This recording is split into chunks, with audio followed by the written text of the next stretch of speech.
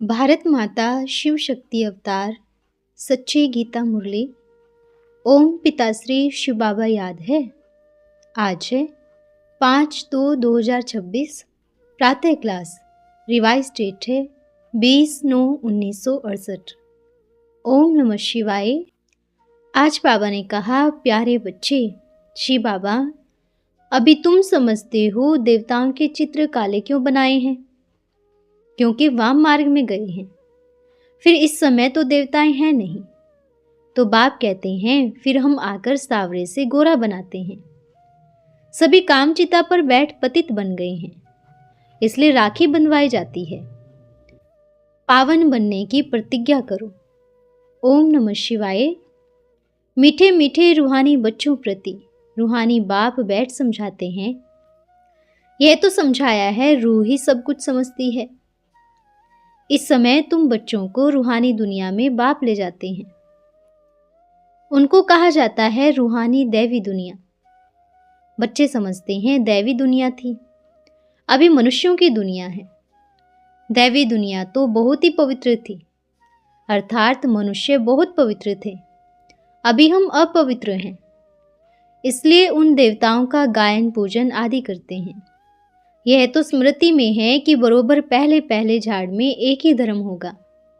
विराट रूप में झाड़ भी समझाने का जरूर है, इसलिए झाड़ का बीज रूप ऊपर में है। झाड़ का बीज है बाप, फिर जैसा बीज वैसा फल अथवा पौधा निकलते हैं। यह भी वंडर है ना, कितनी छोटी चीज कितना फल देती है, कितना उनका रूप बदलता जाता है। इसलिए मनुष्य सृष्टि रूपी झाड़ को कोई भी नहीं जानता। उनको कहा जाता है कल्प वृक्ष। इनका वर्णन सिर्फ गीता में ही है। सभी जानते हैं गीता ही नंबर 1 धर्म का शास्त्र है। शास्त्र भी नंबरवार होते हैं ना, जैसे नंबरवार धर्मों की स्थापना होती है। यह भी सिर्फ तुम ही समझते हो, और कोई में यह ज्ञान नहीं है। तुम्हारी बुद्धि में है पहले पहले किस धर्म का झाड़ होता है, फिर उनमें और धर्मों की वृद्धि कैसे होती है। उनको कहा जाता है विराट नाटक। बच्चों की बुद्धि में सारा झाड़ है। झाड़ की उत्पत्ति कैसे होती है, मुख्य बात है यह। देवी देवताओं का झाड़ अभी नहीं है, और सभी टारियां खड़ी हैं। बाकी आदि सनातन देवी देवता धर्म का फाउंडेशन है नहीं। यह भी गायन है, एक आदि सनातन देवी देवता धर्म की स्थापना करते हैं, बाकी और सभी धर्म विनाश हो जाते हैं। अभी तुम जानते हो हमारी दैवी धर्म की स्थापना हो रही है। कितना छोटा सा दैवी झाड़ होगा, फिर और सभी इतने धर्म होंगे ही नहीं, विनाश हो जाएगा। झाड़ पहले छोटा होता है, फिर बड़ा होता जाता है। बढ़ते बढ़ते अभी कितना बड़ा हो गया है। अभी इनकी आयु पूरी होती है। इससे बनन ट्री का मिसाल बहुत अच्छा समझाते हैं। यह भी है गीता, परंतु तुम जानते हो बाप सम्मुख बैठ समझाते हैं, जिससे तुम राजाओं का राजा बनते हो। फिर भक्ति मार्ग में यह गीता शास्त्र आदि बैठ बनाया है। यह भी अनादि बना हुआ है, फिर भी ऐसे ही होगा। फिर जो जो धर्म स्थापन होंगे, क्राइस्ट का, बाइबल, बौद्धियों का अपना शास्त्र, सिख धर्म का अपना शास्त्र होगा ना। अभी तुम्हारी बुद्धि में वर्ल्ड की हिस्ट्री ज्योग्राफी नाच रही है, ज्ञान डांस कर रही है। तुम सारे झाड़ को जान गए हो, कैसे कैसे धर्म आते हैं, कैसे वृद्धि को पाते हैं। फिर अपना एक धर्म स्थापन होता है, बाकी सभी खल्लास हो जाते हैं। गाते हैं ना, ज्ञान सूर्य प्रगटा, अज्ञान अंधेर विनाश। अभी बिल्कुल अंधियारा है ना। कितने ढेर मनुष्य हैं, ये इतने सभी होंगे ही नहीं। इन लक्ष्मी नारायण के राज्य में यह नहीं थे। फिर एक धर्म की स्थापना होनी ही है। यह नॉलेज बाप ही आकर सुनाते हैं। तुम बच्चे कमाई के लिए कितनी नॉलेज आकर पढ़ते हो। बाप टीचर बनकर आते हैं तो आधा कब तुम्हारी कमाई का प्रबंध हो जाता है। तुम बहुत धनवान बन जाते हो। तुम जानते हो हम अभी पढ़ रहे हैं। यह है अविनाशी ज्ञान रत्नों की पढ़ाई। भक्ति को अविनाशी ज्ञान रत्न नहीं कहेंगे। भक्ति में मनुष्य जो कुछ पढ़ते हैं उनसे घाटा ही होता है, रत्न नहीं बनते। ज्ञान रत्नों का सागर एक बाप को ही कहा जाता है, बाकी वह है भक्ति। उनमें अहम ऑब्जेक्ट कोई भी नहीं, कमाई है नहीं। कमाई के लिए स्कूल में पढ़ते हैं, फिर भी अच्छे गुण धारण करने के लिए गुरु के पास जाते हैं। गुरु से गुण मिलने चाहिए, परंतु वह है अल्पकाल, एक जन्म के लिए। कोई जवानी में गुरु करते हैं, कोई बुढ़ापे में गुरु करते हैं, कोई छोटेपन में ही गुरु करते हैं, छोटेपन में ही संन्यास ले लेते हैं। कुंभ के मेले पर बहुत छोटे छोटे नागे आते हैं। सतयुग में तो यह कुछ भी नहीं होगा। तुम बच्चों की स्मृति में सभी बातें आ गई है। रचयिता और रचना के आदि मध्य अंत को तुम जानते हो। उन्होंने तो कल्प की आयु ही बड़ी कर दी है। ईश्वर सर्वव्यापी कह दिया है। ज्ञान का कुछ भी पता ही नहीं। बाप आकर अज्ञान नींद से सुजाग करते हैं। अभी तुमको ज्ञान की धारणा होती जाती है, बैटरी भरती जाती है। ज्ञान से ही कमाई है, भक्ति से है घाटा। टाइम पर जब घाटे का समय पूरा होता है तो फिर बाप कमाई कराने आते हैं। मुक्ति में जाना है, वह भी कमाई है ना। शांति तो सभी मांगते रहते हैं। शांति देवा कहने से ही बुद्धि बाप तरफ चले जाती है। कहते हैं विश्व में शांति हो, परंतु वह कैसे होगी यह भी किसको पता नहीं। शांति धाम सुख धाम अलग होते हैं, यह भी नहीं जानते हैं। यह जो पहला नंबर है उनको भी कुछ पता नहीं था, जैसे कि जानवर बुद्धि थे। अभी तुमको सारी नॉलेज है। तुम जानते हो हम इस कर्म क्षेत्र पर पाठ बजाने आए हैं। कहाँ से आए हैं?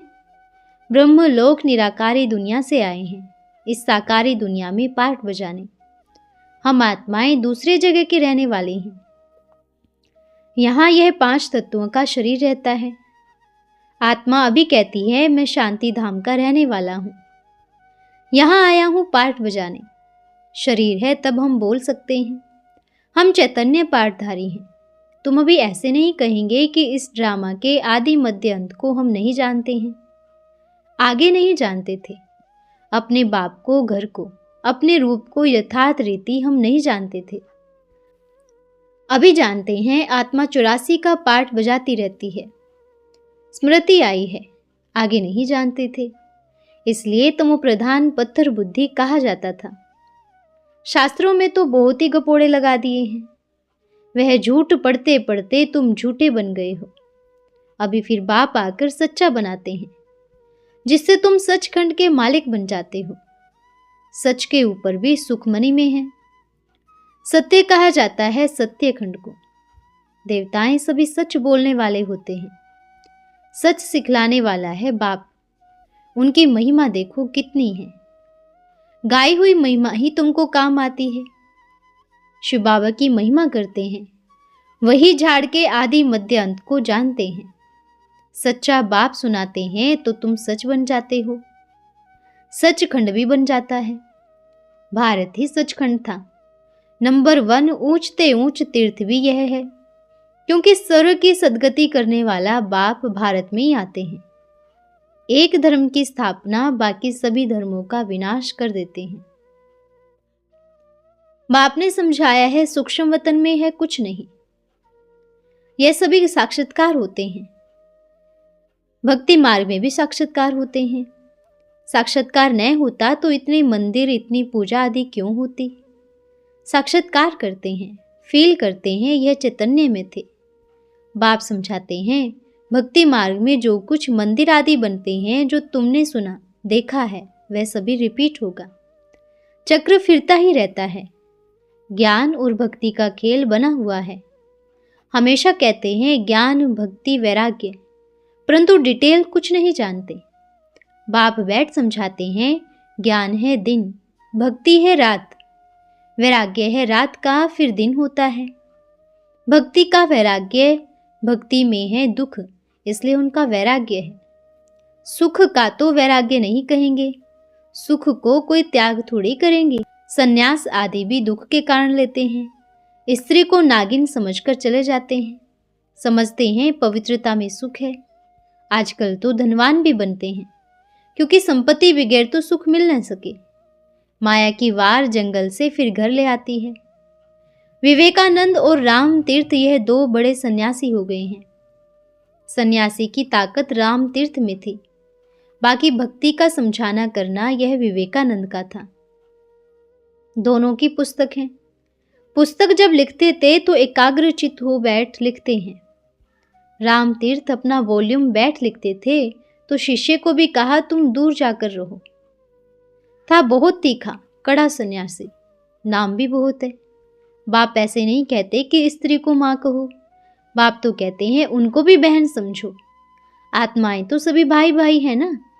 सन्यासियों की बात है अलग। उसने स्त्री को माँ समझा, माँ की बैठ बढ़ाई की है। यह एक ज्ञान का रास्ता है। वह वैराग्य की बात अलग है। वैराग्य में आकर स्त्री को माता कह दिया। माता अक्षर में क्रिमिनल आई नहीं होगी, बहन में भी क्रिमिनल दृष्टि जाएगी। माता में कब खराब ख्याल नहीं जाएगा। बहन से तो शादी भी कर लेते हैं। बाप की बच्ची में भी क्रिमिनल दृष्टि जा सकती है, माँ में कभी नहीं जाएगी। सन्यासी स्त्री को भी माँ समझने लगा। उनके लिए फिर ऐसे नहीं कहेंगे फिर दुनिया कैसे चलेगी, पैदाइश कैसे होगी। वह तो एक को वैराग्य आया, माँ कह दिया। उनकी महिमा देखो कितनी है। यहाँ तो बहन भाई कहने से भी बहुतों की दृष्टि चली जाती है। यह है ज्ञान की बात। वह तो एक की बात है। यहाँ तो प्रजापिता ब्रह्मा की संतान ढेर भाई बहन है। वह तो एक ने करके स्त्री को माँ कहा। वह है भक्ति मार्ग, यह है ज्ञान मार्ग। बाप बैठ सभी बातें समझाते हैं। यह भी तो शास्त्रों आदि से पढ़ा हुआ है ना। वह धर्म ही अलग है निर्वर्ती मार्ग का, सिर्फ पुरुषों के लिए है। वह है हद का वैराग्य। तुम्हारा तो सारी दुनिया से वैराग्य है। वह है हद की बातें। संगम पर ही आकर बाप बेहद की बातें समझाते हैं। इस पुरानी दुनिया से वैराग्य करना है। यह भी बहुत पतित छीछी दुनिया है। यहाँ शरीर पावन हो न सके। आत्मा को नया शरीर सतयुग में ही मिलता है। भला आत्मा यहाँ पवित्र बनती है, परंतु शरीर फिर भी अपवित्र ही रहता है। जब तक कर्मातीत अवस्था हो यह शरीर खत्म हो जाए। सोने में खाद पड़ती है तो जेवर भी खाद वाला बनता है। खाद निकल जाए तो जेवर भी सच्चा बनेगा। इन लक्ष्मी नारायण की आत्मा और शरीर दोनों सतो प्रधान हैं। तुम्हारी आत्मा और शरीर दोनों तमो प्रधान काली है। आत्मा कामचिता पर बैठ शरीर साथ तो काली हो गई है। इसलिए कृष्ण को ही श्याम सुंदर कहते हैं, क्योंकि नंबर 1 में है। आत्मा कामचिता पर बैठ काली बन गई है।